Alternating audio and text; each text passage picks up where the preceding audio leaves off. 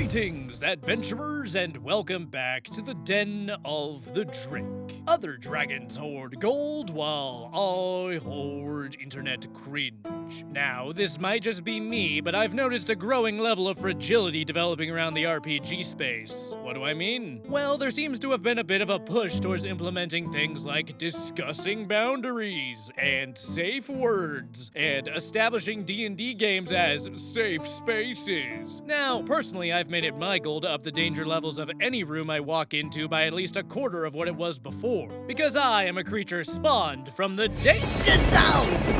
On one hand, I can understand and hell, even get behind some of this stuff. If one of my players is suffering from some serious trauma, then the last thing I want to do is bring them back to a place they don't really want to be. Plus, I imagine a player screaming, "They're in the trees!" while waving around a PHB they think is an M16 might be a little disruptive.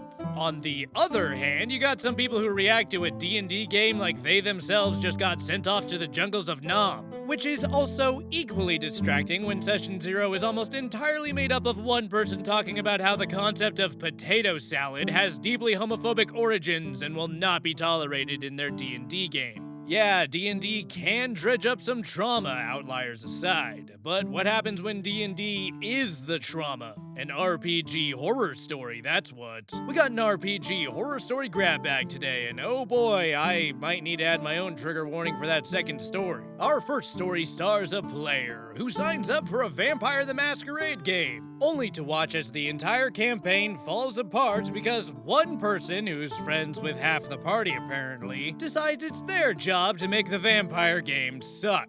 You get it? Suck? Like vampires? Ah, screw you. Now, without any further delay, let's go ahead and dive right into the horrifying world of r/RPG horror stories. Enjoy. Story number 1 comes from Reddit user OKQuarter6929 and is titled "Player Drags Down Group for Years, Rage Quits When No One Saves Him." This story happened about 15 years ago when I and my group were all inexperienced in living together in university. We played all kinds of systems and settings and loved to play long-haul homebrews. At the point this story takes place, we had already played many systems together and now wanted to go at the gothic noir Vampire the Masquerade setting with a 50-50 split of brutal combat and political backdealing. The group consisted of a rich and well-connected Ventru, a Tremere blood mage, a Tremere fire mage, a Gangrel investigator, a Toreador sword fighter, and a Malkavian. Well, we'll get to that part. As stated, we all lived together across 3 apartments, as well as being classmates and involved in each other's hobbies. Outside of gaming, we all spent a lot of time together, either as one big group or smaller groups of 2 or 3. We mostly all got along really well. Mostly. Our group always had a pretty good dynamic, with the exception of when we'd meet at the D&D table with our that guy. The Malkavian, if you hadn't guessed. Nobody liked that guy, as he loved nothing more than to min-max his characters and bully the party. You're all creating interesting characters with backstories and nuance? Well, my character can kill any of you in a fight, so I'm taking all the loot in the dungeon and selling it. Go cry. You're worried that charging in without a plan will get us all wiped out because you have no good gear and you're not min-maxed for combat? This is taking too long. I'm breaking the door down. This villain is pretty cool, guys. I think I might like working for him more than adventuring with you. Your character wants to take 5 minutes of time outside of combat to build NPC relationships and manage a side business. Can we please go back to focusing on the interesting characters now? It was endless. PvP, bullying, name-calling, whining. So many nights ended with him smugly leaving and the rest of us staying behind to vent about how much of a drag he was to play with. We confronted him about it multiple times, and he always played dumb or accused us of being too whiny. Outside of gaming, he was fine, but the moment we all sat down, he was unbearable. It was also apparent that he took things a bit too seriously. One night we were celebrating Toreador's birthday and Malkavian got so drunk he couldn't get up the stairs. So the Ventru player carried him up to his room. Malkavian looked at Ventru and mumbled, "Sure being unusually kind for Ventru." We hadn't even been gaming that evening. It was just a party. Ventru came down and told us all about what he had said, so I called him the next morning to check on him. After an awkward silence, he said, "Did I really say that?" He later claimed to the group he said it on purpose as a joke, and we all just let it go. We talked about excluding him, but our fire mage was a foreign student who was only here temporarily, and our toreador, who was a really good player to have both at and away from the table, lived with the Malkavian, and they were so close that he told us that he'd quit the group if we kicked the Malk, leaving us with half of our original group size and potentially losing him outside of gaming as well. We enjoyed playing and spending time with the Toreador players so much that we were willing to take the bad with the good. So what was his character, you ask? He was a Malkavian with a split personality disorder. This meant, according to him anyway, that he got to roll up 2 character sheets. His main character, which was highly intelligent and charismatic and possessed all of his non-combat stats and abilities, and his combat character, both min-maxed to their purpose and both gaining EXP at the same rate. The mechanism that made one personality or the other take over, whether or not he felt threatened. It didn't take long for the PvP to start. As a Malkavian, he chose the abilities that allowed him to spread madness and immediately set about sharing his gifts with the party. Constant hallucinations, nightmares, feelings of dread and paranoia, we were essentially haunted 24/7, always seeing things out of the corners of our eyes and hiding in shadowy corners, even in our homes. We didn't know the cause, but he made sure that it never let up. Now, this could be fun on its own. We could play up the paranoia, and we did. Or we could slowly become more unhinged and volatile.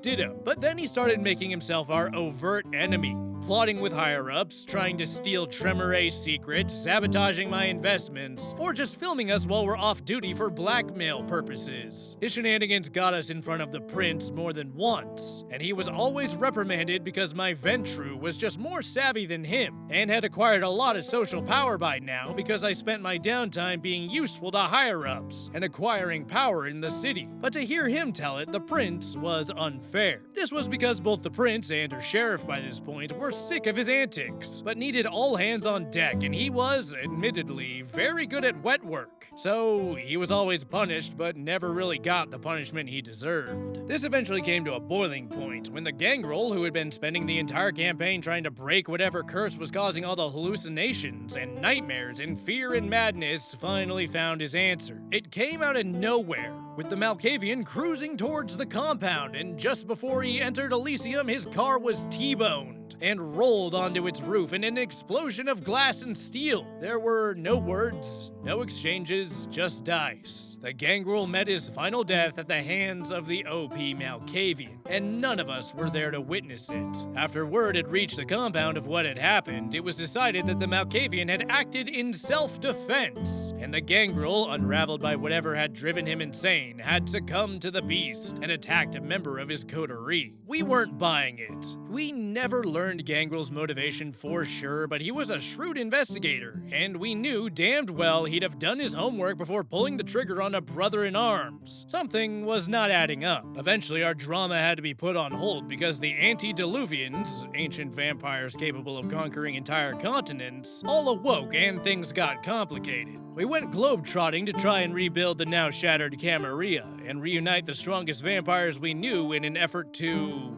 well, hopefully one of them had an idea. Things were bad, and a single mistake meant a party wipe, and the Malkavian was getting more brazen in his desire to put the party in direct danger, because he would be fine even if we all die. So the Tremere came up with a plan. Using blood magic, he would lace mundane objects with his blood, and upon touching them, a vampire could become bloodbound.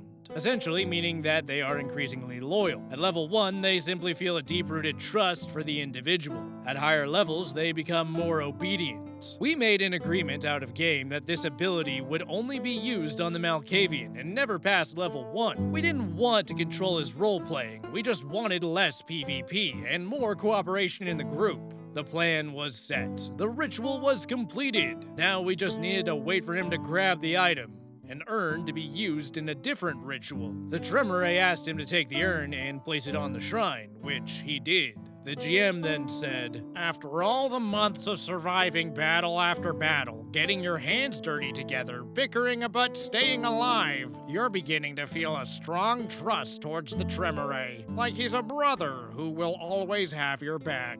Malkavian, I attack him. GM, You what? Why? I just said you trust him. Malkavian, I attack him. I cannot trust the Tremere. I'm going to kill him. GM, But you do trust him. You've never had any reason not to. He's always been dependable, and now the world is ending and all you've got is each other.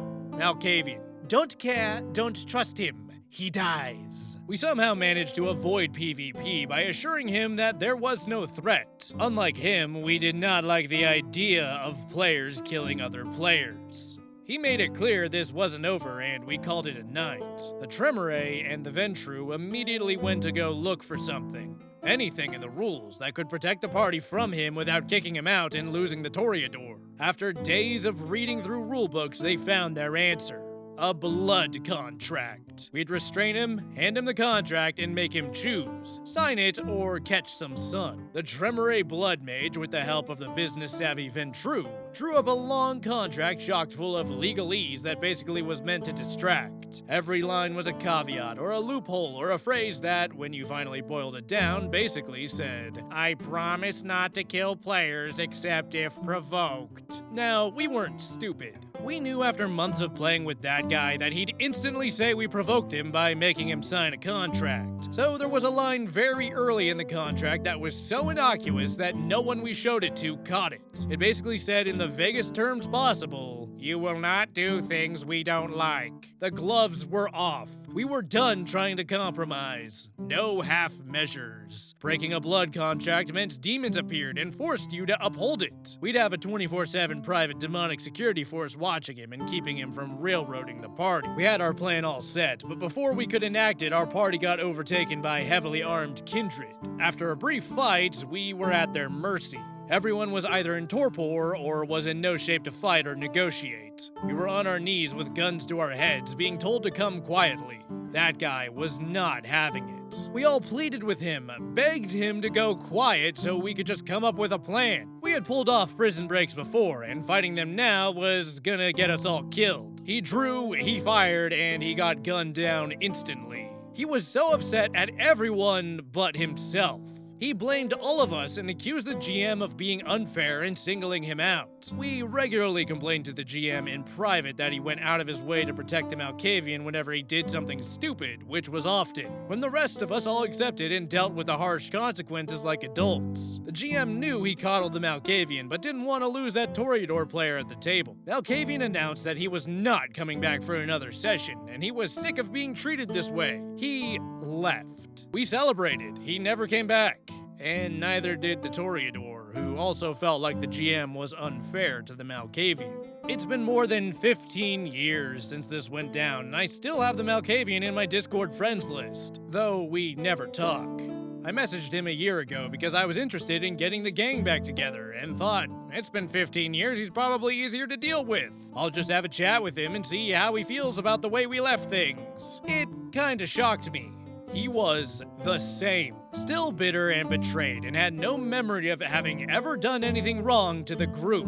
I mentioned the PvPs, the thefts, the sabotages, the meanness and pettiness, the metagaming, even the time he rolled up an adamantium construct covered in spikes because I'd rolled a barehanded monk, and all the ways that he'd ruin other players' plans and achievements for lulz. And he just didn't remember any of it. All he could remember from our months of gaming at the table was how poorly we had all treated him.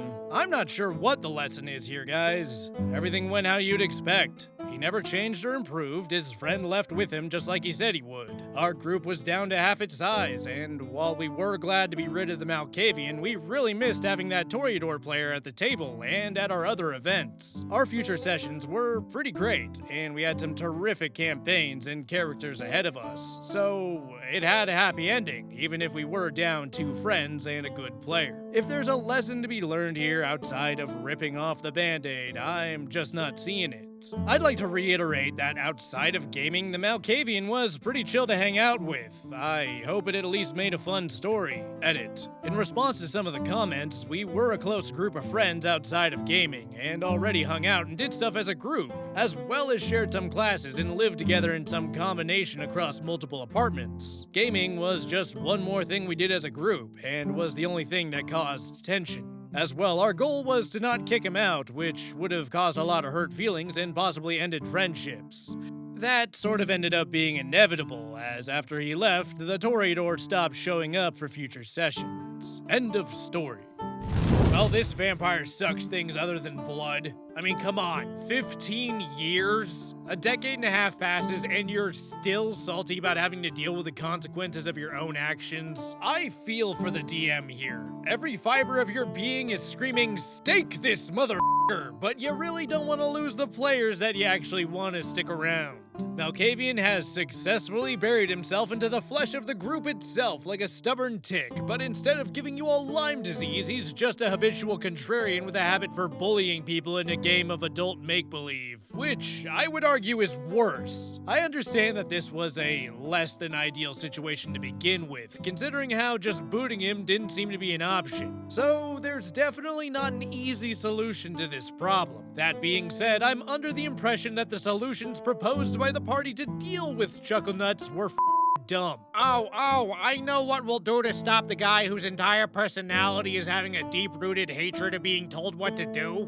We're gonna tell him what to do. Imagine having Ted Bundy in the back of your cop car and you say, "You no longer want to kill women," before uncuffing him and sending him on his merry way. Anyone want to place any bets on what old Bundy boy might go do next? Because I'm betting he might want to go kill some women, but maybe that's just the cynic in me. You cannot seriously believe that the same guy who replies with the tried and true "nuh-uh" every time he's confronted about his behavior is just gonna go along with some convoluted plot involving smearing immortal emo blood on doorknobs. Low-key, as someone who also has deep-rooted issues with being told what to do, this garbage would just make me want to do it more. Of course, we are ignoring the fact that this guy has made it his life's goal to make RPGs suck harder than Amaranth, so it's not like the pseudo-railroading is undeserved. Honestly, the best course of action here would be boot the guy anyway. Of course, give him plenty of warning that his behavior is not gonna fly anymore, but it sounds like there was just no convincing this guy. Yeah, it's gonna suck losing the Toreador, but wouldn't you know it, that went and happened anyway. Imagine a scented candle tips over, lighting your curtains on fire, and you say, "No, I can't use the fire extinguisher. My living room won't smell like vanilla anymore." You're better off just pulling the pin on the extinguisher and saving the rest of the house, because it's gonna start smelling like burnt mouth breather if you choose to sit and do nothing. Story number 2 comes from Reddit user TurbulentPermit867 and is titled, "Best Friend's Father Uses D&D as an Excuse to Creep on Me." And I know I was joking about this one at the beginning, but seriously though, viewer discretion is advised. This guy is a next level creep. Hello, long-time lurker here.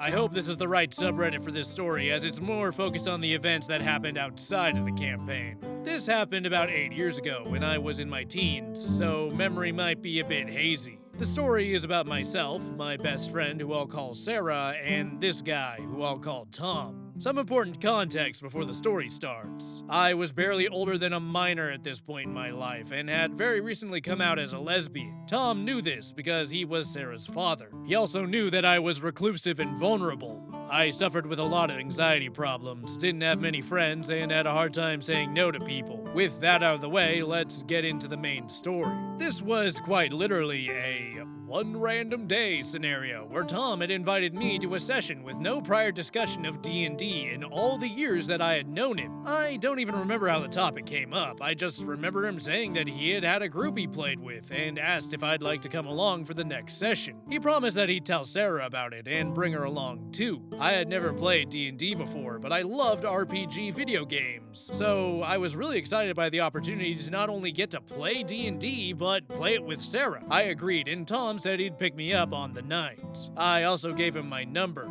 Although I didn't think about it at the time, it was strange that he asked for my number, since Sarah was supposed to be there too, and she'd be able to contact me instead. Tom came to pick me up, When I went to get in his car, I saw that Sarah wasn't there. I asked him why, and he just said that she was busy that night, but might join us another time. I was disappointed, but still wanted to go, so I got in his car anyway. When we arrived, I was introduced to the group, which consisted of about 3 other players and the DM. They were all just starting a new campaign, and were all making new characters. Being the newbie that I was, I had absolutely no idea what I was doing at all. Thankfully, the group were super nice and welcoming, and the DM helped me in making my very first character. I'd describe it, but to be honest, it's not really relevant to the story. The only thing of note that happened was Tom being weirdly white knighty towards my character, like taking a big chunk of damage by flinging his body between my character and a monster, or insisting that I take most of his loot. I just thought he was being nice, because it was my first time, and he wanted me to enjoy myself, so I wrote it off.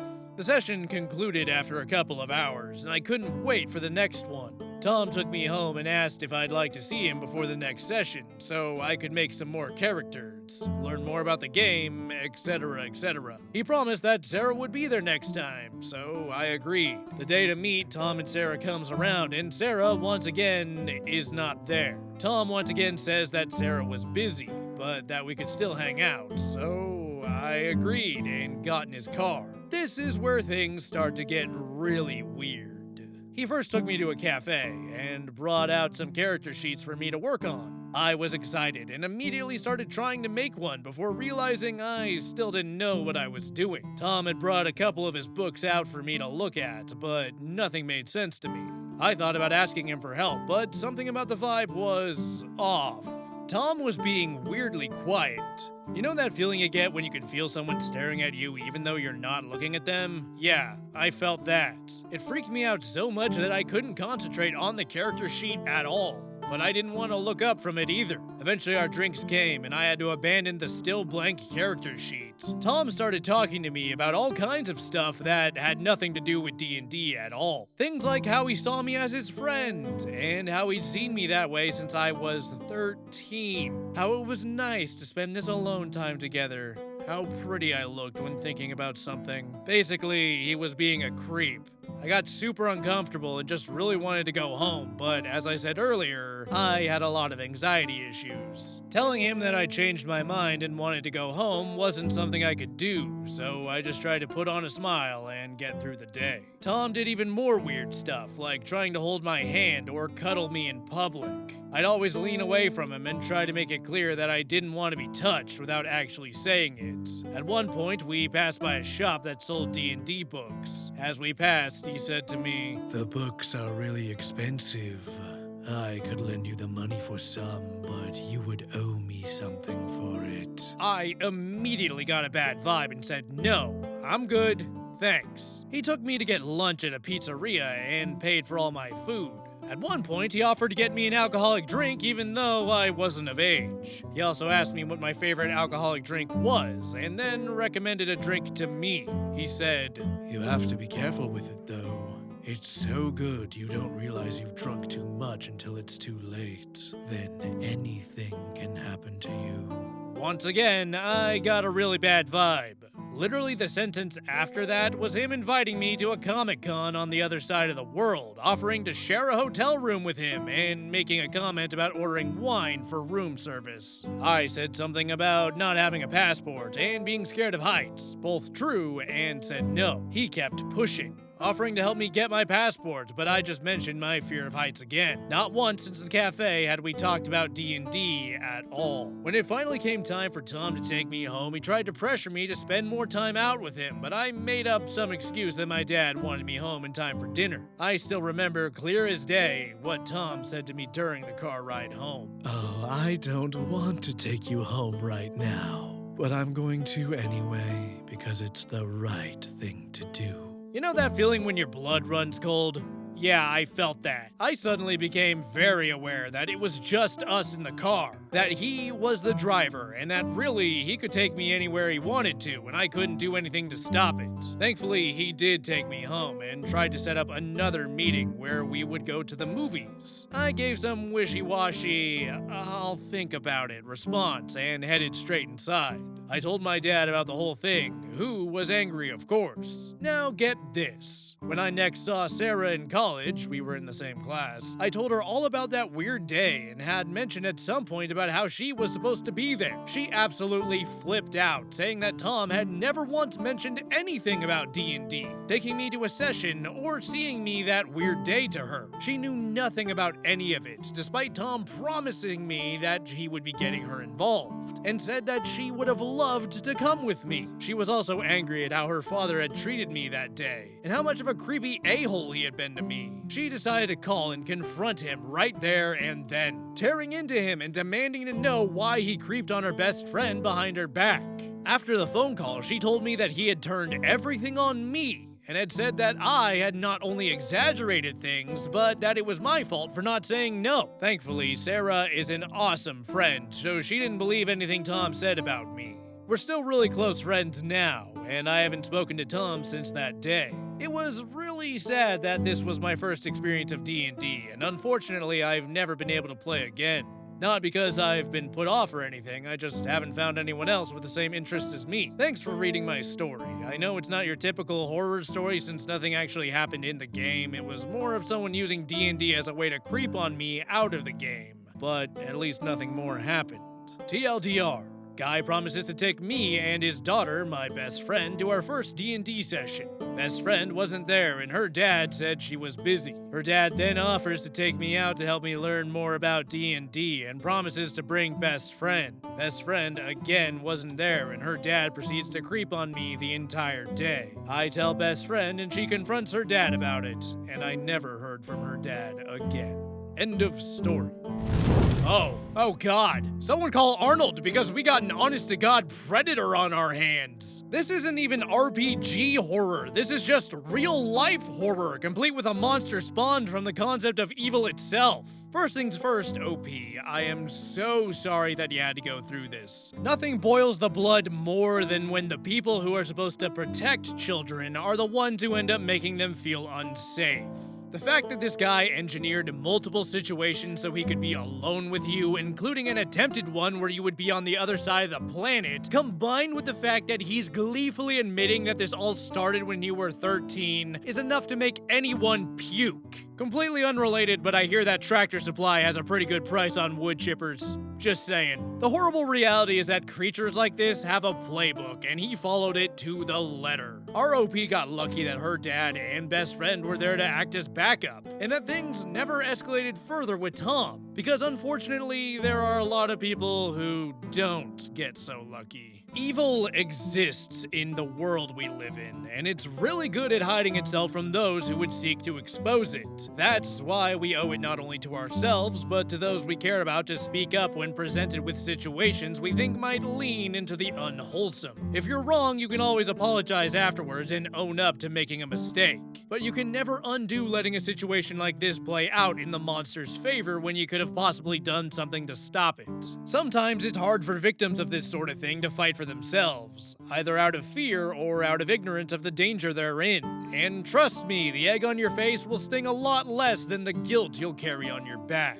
Now, I am absolutely not saying to start handing out life-ruining accusations of the worst crime imaginable as if they were Halloween candy, because that's arguably up there as the second worst crime imaginable. But where there's smoke, there's often fire, and it can't hurt to have a fire alarm. This grown-ass man is showing thinking with your other head levels that would make a 15-year-old boy feel ashamed. Never mind someone with a grown-ass child.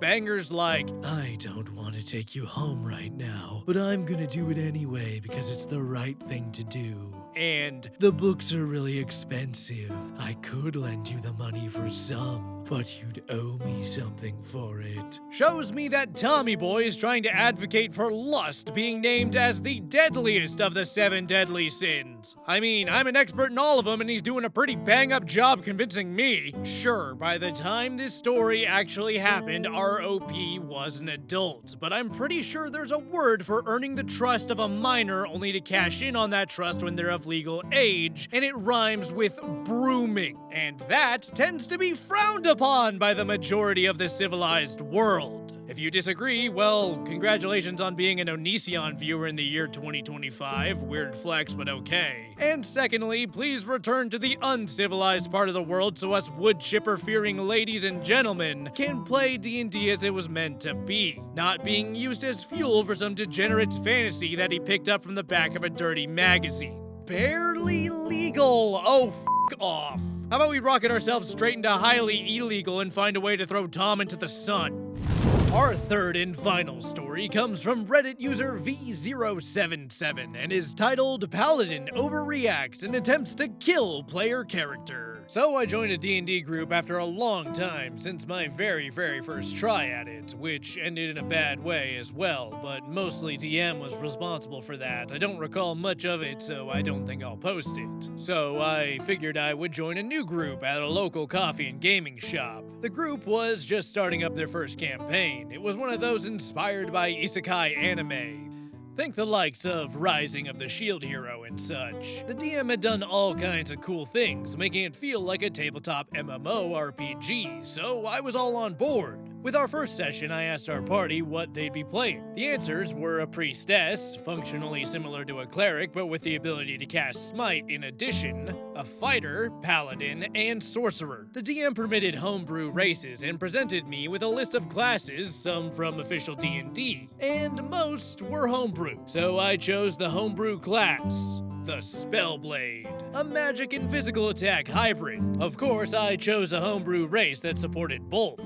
The Daemon. My character's backstory was that she was summoned by the same royal family who summoned the priestess, fighter, and sorcerer to act as extra support. Since they knew her real name though, they were able to command her to do so whether she liked it or not, and had heard stories about how daemons, upon being summoned, were nothing but tools of war and playthings to the mortals. On a side note, the paladin was a volunteer who joined them, and once my character showed up is when shit hit the fan. Fighter. Nice to have some extra muscle, especially of the magic variety. Sorcerer. Indeed. A daemon at that. I had heard about daemons, but I never thought I'd see one in person. A pleasure to make your acquaintance, Miss Spellblade. Priestess. I look forward to working alongside you. Paladin. Heretical beast. So we decided to spend the first few sessions looking around town. The priestess quickly grew close to my Spellblade, as she was a people-pleaser character. As we looked through the shops, we bought a new scimitar for my Spellblade, as hers was worn, dull, and cracked from using it so much. While this was happening, the paladin did all he could to try and get my character kicked out of shops and tarnishing her reputation among the townsfolk, with sorcerer and fighter thwarting any attempts to do so. I had nothing against this initially, as I thought this could add some interesting development where these characters gradually become friends, starting off as bitter rivals, so I let it slide. At one point, we see street thugs harassing a traveling merchant who had stopped in town. So we stepped in and our first combat encounter started. As we fought the thugs, Fighter wanted to only go as far enough to subdue them rather than kill them, which we all agreed on. As we fought, Paladin did something unexpected. Paladin. I'm going to cast Smite on the Spellblade. Sorcerer. What? Why? Me. Why? We're in the middle of a fight. Paladin. You're locked crossing blades with one, so I have no choice but to cast Smite on you to hit him. Priestess. You could just hit another thug, though. DM. Just a warning, you're a paladin of the goddess of order according to your sheet. If you cast Smite on someone who isn't causing trouble, you'll lose your bonuses for the rest of this fight, as you're supposed to be a peacekeeper, not an aggressor. Paladin backed down after hearing that and cast it on another thug, damaging him a good deal. Priestess whacked the thug in the back of the head with her staff, knocking him out. After we had successfully won the fight with minimal bloodshed, Priestess healed up the merchant's minor injuries first, as we ourselves didn't even drop below half HP. The merchant offered us all one healing potion for each of us, and a small sum of gold for us to split up as thanks. Later, while dividing it up, Paladin chimed in again. Paladin. I propose that Spellblade doesn't receive her portion of the gold. Sorcerer. What makes you think she doesn't deserve a portion of the gold? She contributed just as much as any of us. Fighter. Agreed. Don't forget she blocked a throwing knife that was aimed right at you. Me. In character, I was ordered to preserve the well-being of these three, Paladin. If that proves to be an issue for you as a volunteer, you are free to leave at any time, as I was not ordered to protect you, just these three to keep my own self-preservation in mind. Paladin at this point had had enough, saying that the party was playing favorites and defending a heretical monstrosity. Paladin, I am going to attack the Spellblade. DM, are you sure you wanna? Paladin, yes, I'm sure. He actually cut off the DM, ignoring the warning from before. Me, in character, stand down. You have no idea what you're getting yourself into. I attempted to intimidate him into deciding against it. I roll and get a 15. Paladin rolls and gets an 18, so the intimidation fails. Paladin goes for the attack still. After a bit of fighting and taking damage, he got some serious punishment. Paladin, I used the bonus from my goddess to heal me. DM, you can't do that. Paladin, why not? I'm under the goddess of order. DM, yes, but you're the aggressor here. You don't get any bonuses from her if you do that. I warned you about that while you were making your character and during the fight against the thugs, and you cut me off before you decided to fight Spellblade. This really is just your fault at this point. Ultimately, Paladin's character was slain by a heretical beast. Fittingly, by beheading. In the Paladin's last moments of awareness, my Spellblade told him, only the self-righteous use their gods and goddesses to justify their selfish actions. Paladin's character angrily huffed. Why are we letting a demon into our party? DM, demon? Everyone looked at each other confused. Sorcerer's player, I'm afraid you're mistaken. Spellblade's not a demon. Spellblade's a daemon. There is, in fact, a difference. And Sorcerer explained the difference between a daemon and a demon. Paladin, well, the character's too overpowered. Note, my character was nearly killed by him towards the end of our scuffle. Priestess intervened and healed my character. We had given the Paladin's player multiple attempts to stop the PvP and restart the scene, but he refused, insisting on trying to kill my character. DM, the character's primary stats are strength and charisma. Spellblade uses charisma for magic power and strength for physical power. You chose a class that had powerful bonuses that came with conditions, and you chose to risk it. If you want to make a new character, we can have them appear before the session is over. Paladin's player decided to just dip out in a huff. So we just continued the session and are still playing the campaign. And it has been a lot of fun. Tales of the self-righteous Paladin have become a bit of a joke among us. Thank you for reading. End of story.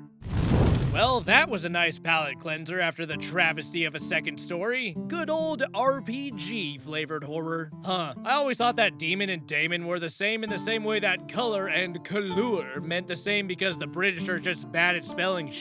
Yeah, I know that couleur came before color, but I respect the British in the same way I respect the government. I don't. It's no secret that I think paladins are the best class in the game, not because of any nerd shit like DPS or tanking potential, but because they have roleplay opportunities and character growth built into their very being. Every paladin has potential, which sucks so hard when I'm reminded again and again that it is the #1 class alongside Rogue that attracts the most dickheads. No, I will not acknowledge the irony of that statement, considering it is my personal favorite class, because that involves a level of self-awareness I have chosen not to learn out of pure spite. Bite my ass.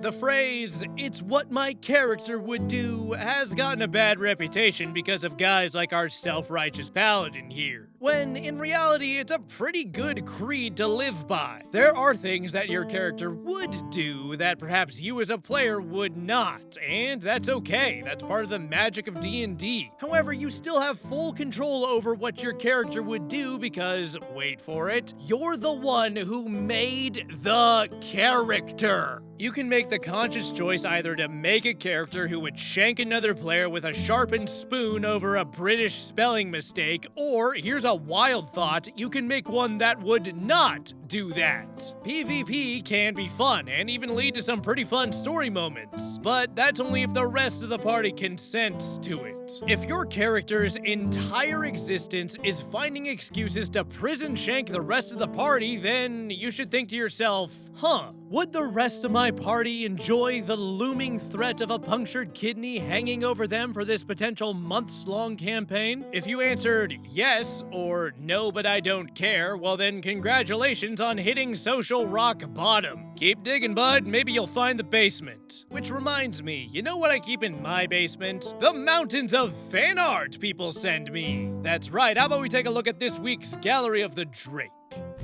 This week's fan art comes from viewer Jeff Perryman, who depicts the Drake's professional headshots. When you're such a talented, charismatic, and a handsome individual such as myself, Hollywood just can't keep its hands off you. So of course, my headshots are also fabulous. What do you mean I didn't get the part? Well, we didn't think you'd be a good fit. Oh, what? You can have a Captain America movie without Captain America in it, but you can't find a part for niche internet micro-celebrity Den of the Drake? I spent my last $15,000 on this headshot. Well, according to focus groups, a 1,500-pound chaotic evil fire-breathing reptile probably wouldn't fit in the world of Bridgerton. Wow! I'm sorry, I thought we had moved past the time where you could discriminate against the chaotically evil. You'll all be hearing from my lawyer. Do you think he's actually gonna sue us? To be honest, I don't think he knows what a lawyer is. Thank you again, Jeff Perryman, for submitting your art. If you'd like to see your fan art featured in Gallery of the Drake, be sure to send it to the official Den of the Drake subreddit, linked in the description. Fan art is my favorite part of doing YouTube, and it means the world to me that I can inspire artists like you to create artwork like this. With the stories over and artwork displayed, we're gonna go ahead and wrap up. If you enjoyed the video, be sure to like, comment, and subscribe, and send in your fan art. And if you feel like supporting the channel further, my Patreon and merchandise links are in the description. I would like to thank you all for listening, and I hope to see you next time in the Den of the Drake.